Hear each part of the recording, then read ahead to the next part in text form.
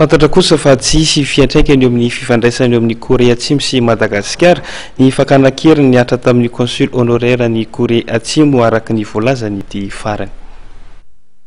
Tsy ampiova ny fifandraisana misy eo amin'ny Korea Atsimo sy Madagasikara ny tranga niatra raha ny voalazan'ny consul honoraire ny Korea Atsimo nandritry ny fididian'ny ara-pomba fanajana izay nataony ny ministre ny raharaham-bahiny Béatrice Atala.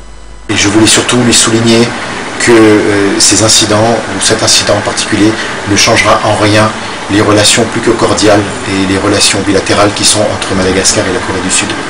Ratsaivina mody ny fahatelopolo ny volana janoary no nisy nankakery ity farany raha efa hiditra ny vavahady ho aminy ny fiarany tondra azy ary andro maromaro tetsy aoriana vao navotsitra ireo mpakakeriny. Teny fiarabana moa no nentin'ny ministra ny raharaham-bahiny.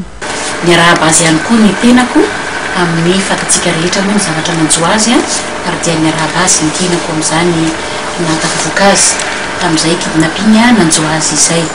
Amiko moa zany dia hitako hoe zavatra trangan-javatra mamoa fady ny trangan-javatra ohatran'ireny satria dia ny fiainam-pirenena ny firenena mihitsy zany no hitako hoe voatoina ary mampisitasy ny firenena ny zavatra sy ohatran'ireny.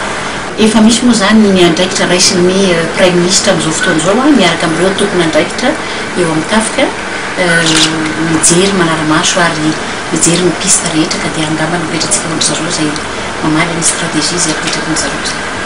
Efa folo taona mahery no nisy ny fiara-miasa teo amin'ny Korea Atsimo sy Madagasikara na izany eo amin'ny resaka fampiasam-bola na eo amin'ny maha-olona na ihany koa eo amin'ny fanampiana ara-bola.